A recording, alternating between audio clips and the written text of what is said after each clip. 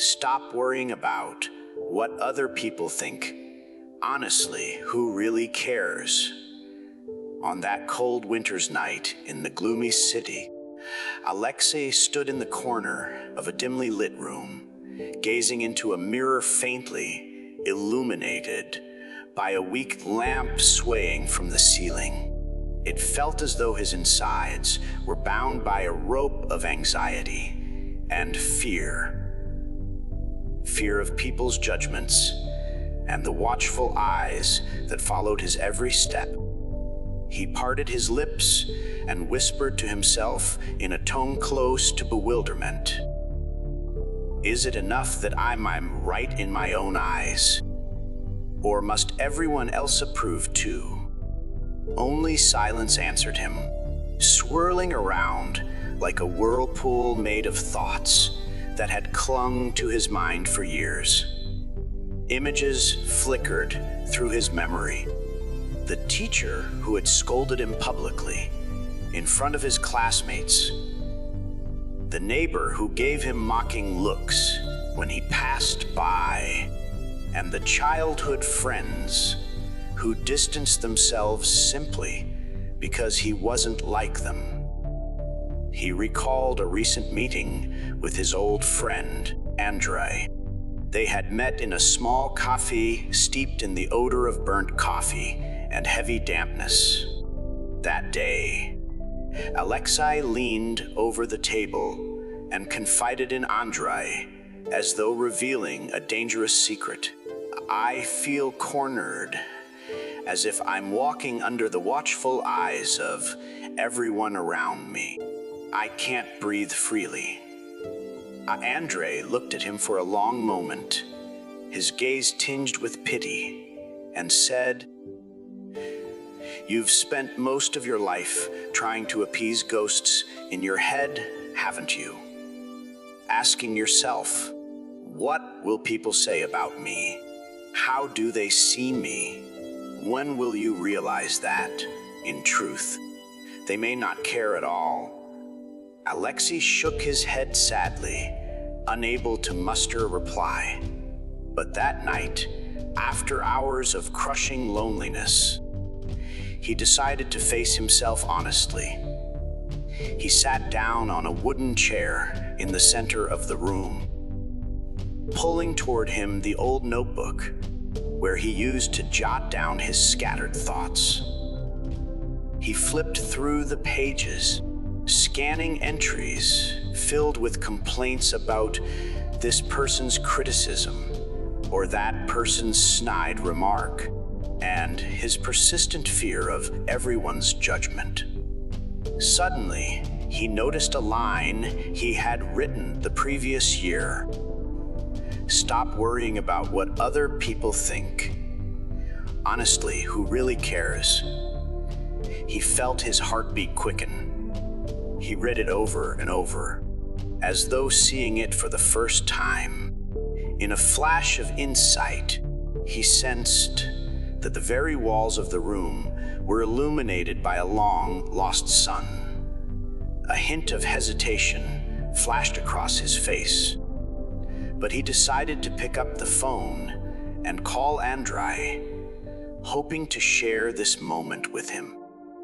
Andrei's voice on the other end was tired and faint, yet still warm. "Alexei, I haven't seen you in days.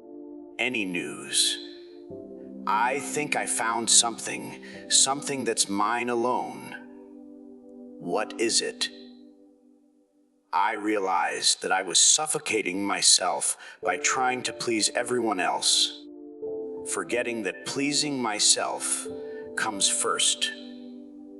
Oh, Andrei gave a soft smile, as though he sensed the emotion in his friend's voice. "I've been telling you this for so long. No two people are exactly alike, and the world is full of conflicting ideas. Why confine yourself to trying to please them?" "Yes, you're right." Then Alexei decided to go out into the late night street that was now quiet except for a few pale yellow street lamps. He walked slowly and hesitantly, then stopped abruptly in front of an old shop window. A painful childhood memory surfaced. The time he was severely reprimanded in front of his classmates because he refused to follow their lead in mocking a poor boy. That day, they snatched away his childhood smile as he tried to prove he wasn't cowardly but brave in his own way. He froze before the shop window and imagined he saw his younger self reflected there. An anxious little face. He stared at that childlike face and spoke with a voice heavy with nostalgia. If only I had said to them from the start, "Who cares what you think? My spirit is different, and I won't force it into your mold." Then, he turned around with eyes blazing with resolve. He crossed the street with firm steps, paying no mind to the car's horn that blared noisily as he passed. While crossing the next sidewalk, his gaze fell upon a young man sitting on a worn out bench beside an old building.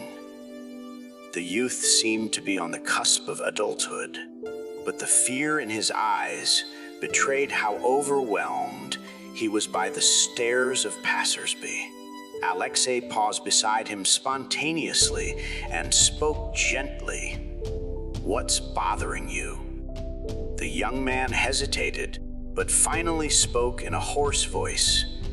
"I'm afraid people will make fun of me, of these old clothes, and the way I talk."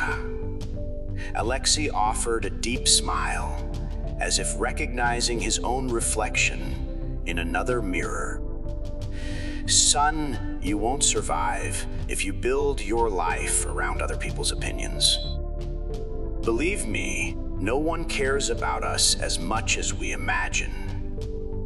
The young man lifted his eyes, a sad smile tinged with gratitude on his lips. Alexei walked away, leaving behind words that rang in the young man's ears like a melody echoing through a desert of fear.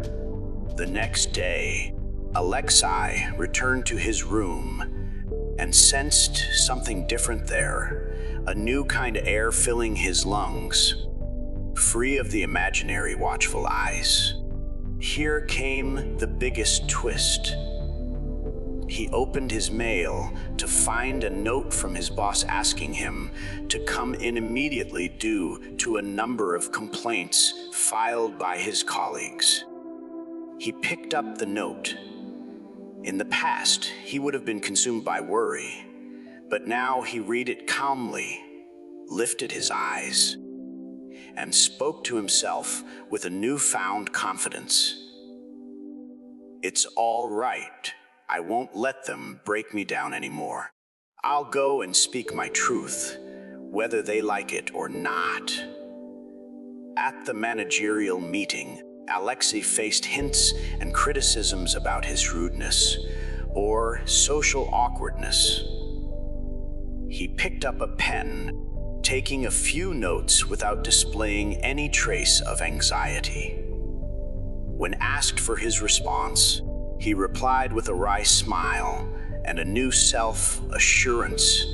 "I accept your thoughts, but know that I'm not obliged to conform myself to your mold.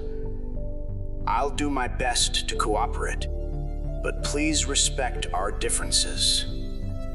A heavy silence fell, as if they weren't used to seeing this side of Alexei. When he left the meeting, he felt his soul shouting inside him, "Life is short. Who really cares what others think? Who's worth surrendering myself to imprisonment for?" But the biggest shock came as he was heading home. He received an urgent call from the hospital. His friend Andrei had been in a terrible car accident. Heart pounding, He rushed over and found Andrei in the intensive care unit, lying there as fragile as a dried leaf. Tears welled in Alexei's eyes as he gazed at the friend who, just yesterday, had urged him to stop worrying about what people say.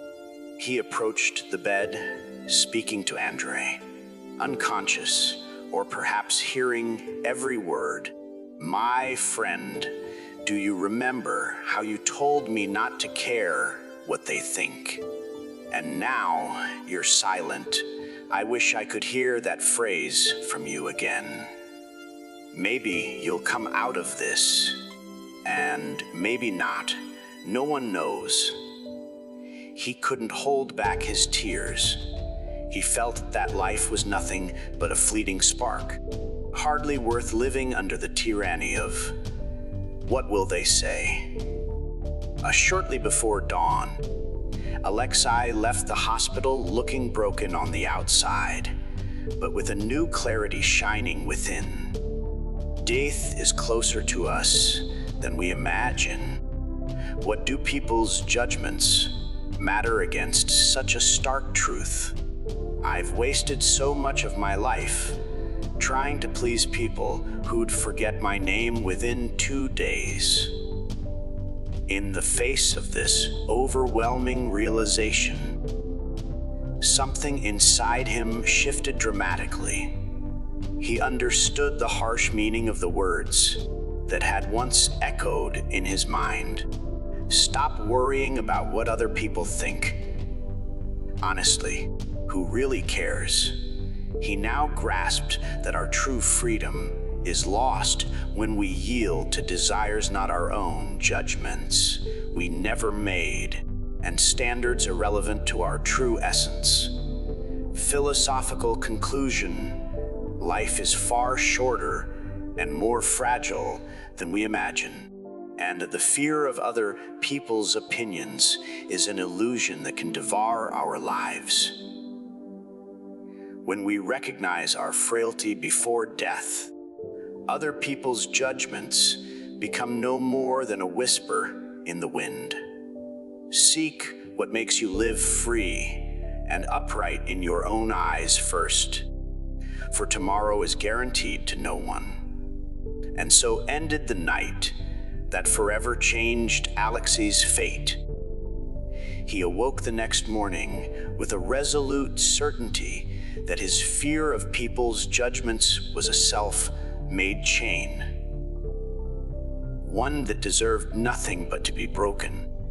In that moment, he finally felt his soul breathe easy, as though he had been reborn without the confines and prisons built on opinions that, in the grand scheme of life, might not be worth even an onion's peel.